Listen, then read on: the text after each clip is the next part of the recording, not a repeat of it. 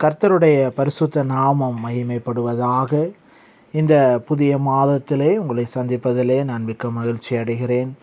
கர்த்தர் இந்த 2026 இந்த 7 மாதங்கள் கர்த்தர் முடிக்க நல்ல ஒரு எபினேசராய் நம்மளுடைய வாழ்க்கையில் இருந்து நடத்தி வந்து இந்த 8வது மாதத்தில் அடி எடுத்து வைக்கும்படியாக தேவன் கிருபை பாராட்டியிருக்கிறார்.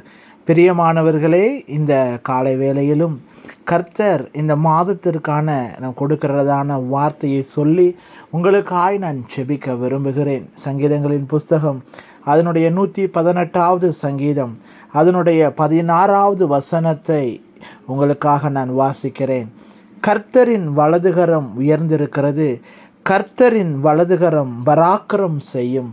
பிரியமானவர்களே, இந்த மாதத்தில் கர்த்தர் நம்மளை எப்படி நடத்த போகிறாராம்? அவருடைய வலதுகரம் பராக்கிரம் செய்யும் என்று சொல்லி இந்த இடத்துல சங்கீதக்காரன் தாவீது சொல்லுகிறதை பார்க்க முடிகிறது. இந்த 8வது மாதத்திலே கர்த்தருடைய வலது கரம் உங்களோடு கூட இருந்து சில காரியங்களை அது பராக்கிரமமாய் காரியங்களை செய்ய போகிறது.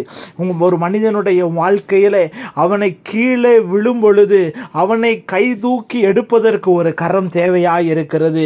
இந்த புதிய மாதத்தில் அநேகருடைய வாழ்க்கையிலே சில விழுந்ததான சில அனுபவங்கள், அநேகர் நொறுக்கப்பட்டதான ஒரு அனுபவங்கள் இந்த 8வது மாதத்தில் கர்த்தர் உங்களோடு கூட சொல்லுகிறதான ஒரு வார்த்தை, நான் உன் கரத்தை பிடித்து தூக்கி உனக்காக பராக்கிரமம் செய்வேன் என்று சொல்லி சேனைகளின் தேவனாகிய கர்த்தர் உங்களோடு கூட பேசிக் கொண்டிருக்கிறார். 3 விதமான காரியங்களை கர்த்தர் விசேஷமாய் இந்த மாதத்தில் உங்களுக்காக உங்கள் குடும்பத்திற்காக கர்த்தர் செய்ய போகிறார்.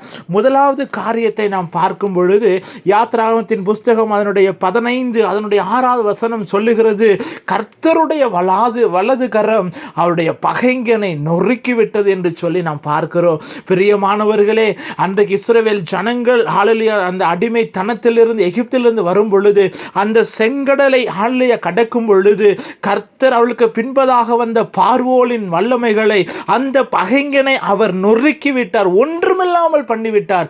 இன்றைக்கும் உங்களுக்கு விரோதமாய் எழும்புகிற வல்லமைகள், சில பகைங்கள், சில பாரம்பரியங்கள், சில வல்லமைகள், சில காரியங்களை அவர் நொறுக்கிவிட போகிறார்.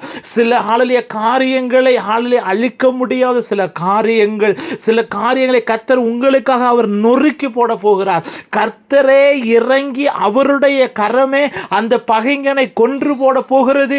உங்களை பின்தொடர்கிற சில எகிப்தின் வல்லமைகளை அது முறியடிக்க போகிறது. 2வது காரியம் அவர் என்ன செய்ய போகிறாராம்? ஏசாயாவின் தீர்க்க தரிசனம் அதனுடைய 66 அதனுடைய 2வது வசனம் சொல்லுகிறது, கர்த்தருடைய கரம் என்னை உருவாக்குகிறது. பிரியமானவர்களே, இந்த 8வது மாதம் அவர் உங்களுக்காக பகைஞனை நொறுக்கி போட்டு கர்த்தர் உங்களுடைய வாழ்க்கையில அவருடைய கரத்தினாலே உருவாக்க போகிறார். உங்களுடைய வாழ்க்கை இந்த 8வது மாதத்தில் ஒரு வித்தியாசத்தை பார்க்க போகிறது. உங்களுடைய ஆவிக்குரிய வாழ்க்கை, உங்களுடைய ஆத்மாவில் உங்களுடைய சரீரத்தில் உங்களை முழுவதுமாய் ஒரு புது சிருஷ்டியாய் அவர் உருவாக்க போகிறார். பிரியமானவர், அவர் உங்களை உருவாக்கும் பொழுது இந்த உலகத்திற்கு நீங்கள் கிறிஸ்துவின் அன்பினாலே உங்களை விசேஷித்தவர்களாய் கர்த்தர் நிச்சயமாய் மாற்றுவார். 3வது காரியம் சங்கீதங்களின் புஸ்தகம் 119 173 இப்படியாய் சொல்லுகிறது, கர்த்தருடைய கரம் எனக்கு துணையாய் இருக்கும். பிரியமானவர்களே, இந்த 8வது மாதத்தில் அவருடைய கரம் பராக்கிரமம் மாத்திரம் அல்ல, அவர் உங்களுக்கு துணையாய் இருந்து அவருடைய கரம் துணையாய் இருந்து நிச்சயமாய் நடத்தும். நீங்கள் போகிற இடங்கள்ல, நீங்கள் வேலை செய்கிறதான இடத்துல, உங்களுடைய பிள்ளைகளுடைய வாழ்க்கையில, ஊழியத்தின் பாதையில, எல்லா காரியத்திலும் அவருடைய கரம் உங்களுக்கு துணையாயிருக்கும். மனிதனுடைய துணை அல்ல, கர்த்தருடைய கரமே உங்களுக்கு துணையாயிருக்கும். கர்த்தர் பெரிய காரியங்களை உங்களுக்காய் செய்ய போகிறார். உங்களுக்காய் நான் செபிக்க விரும்புகிறேன். அதில் இருக்கிற இடத்துல ஹல்லேலூயா, நீங்கள் ஹல்லேலூயா அப்படி முழங்கால் படிடுங்கள். ஹல்லேலூயா, உங்களுக்காய் நான் செபிக்கிறேன். ஹல்லேலூயா, ஸ்தோத்திரம் தகப்பனே, நன்றியோடு நாங்கள் உம்மை துதிக்கிறோம்.